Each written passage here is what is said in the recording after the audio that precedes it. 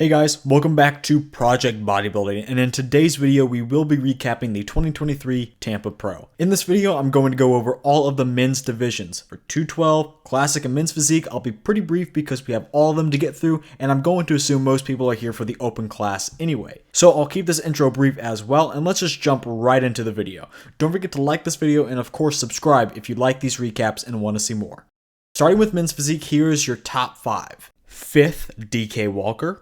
4th, Kirmani Victor. 3rd, Alex Toplin. 2nd, Jeremiah Maxey. And the Men's Physique champion was Arya Safai. I'm sure I mispronounced that name, and there will be plenty more in this video, so my apologies if I do mispronounce your name. And that's really all I'm going to say about Men's Physique though. Let's move on to the 212 class. And your top 5 in this division was 5th, Robert Taylor. 4th, Jason Nguyen. I do believe that's how you pronounce that one. 3rd, Diego Montoya. 2nd, Muhammad Mbabi. And then 1st, Fabrizio Morita. Now for Classic, I do have an extra topic or two I want to touch on, but first, here is your full top 5. 5th, Camilo Diaz. 4th, Lucas Gianni. 3rd, Robert Waterhouse.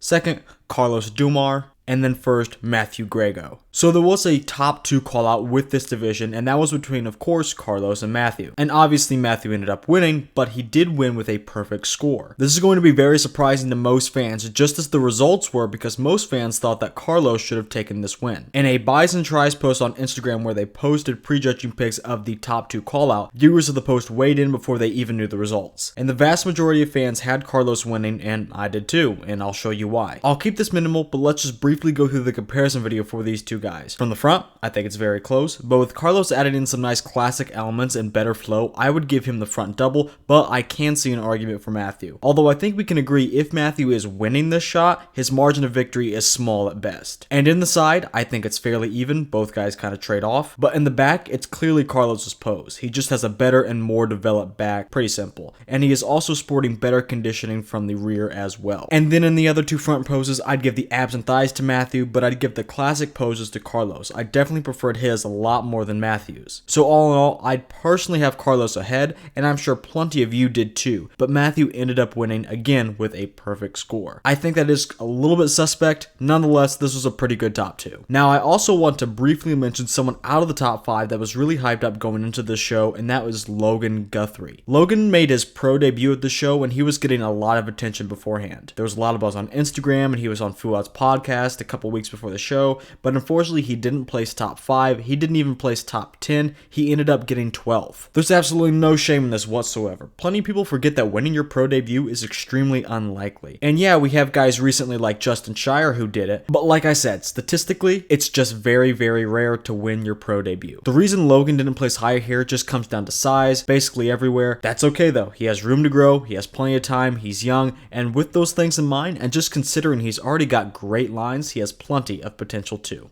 And finally, the moment everyone's been waiting for, your open division top 5 was 5th, Brady King. This was his pro debut actually. Good job, Brady. 4th was Joel Thomas. Joel is honestly very aesthetic. It's just the hernia and washed out midsection that hinders the rest of his lines.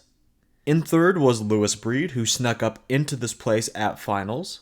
2nd place was John De La Rosa. He extended his comeback tour to 2 shows now. He looked good at Chicago, but even better at this show. The conditioning was better here, but I think he also had a better peak, and just overall, he's getting very close to the physique he had when he left the stage in 2020. He may even be better already. And in 1st, of course, you had Hunter Labrada. This is the Hunter we've always wanted to see. Let's be honest, and he said this before in his own prep series leading up to the show, he's never really nailed it. All of his packages thus far have just been kind of mid, to be honest. And a lot of people would be baffled as to why he would place so high at the Olympia when his physique is just largely unimpressive to them. He's flipped the script with this win though, bringing in his best peak, his best condition, and his best package ever easily. His 2 biggest areas he needed to improve were the stomach and the back, so let's take a look at those. The stomach is a bit more streamlined and his abs are a bit more defined. This is probably the result of him ditching his mostly liquid diet for a diet almost solely consisting of good old whole food. In fact, on his Instagram he put his diet and prep updates on there so we can get an inside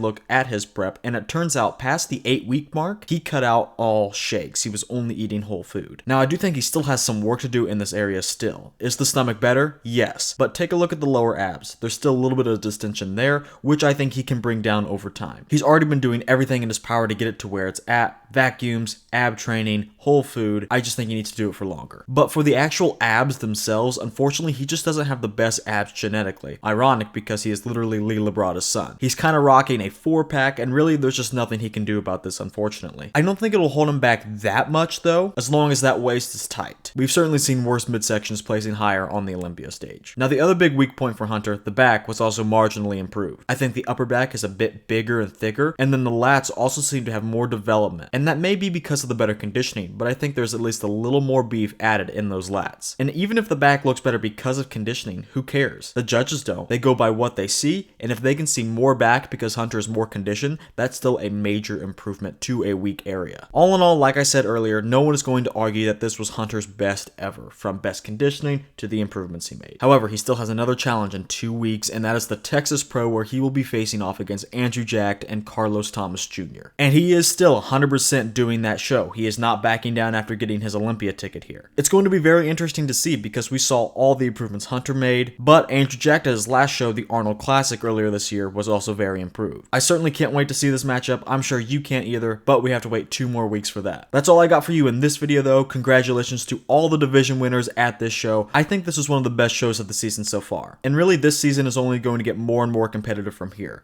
It's crunch time for anyone that hasn't qualified for the Olympia, which is a good handful of competitors. So expect some really good competitive shows with more and more higher tier bodybuilders down the road. If you guys liked this video, hit the like button. That's what it's for. And if you don't want to miss any of these recaps of the major pro shows, make sure you hit that subscribe button and turn on notifications too so you don't miss them. Thank you guys for watching, and I'll catch you guys in the next video.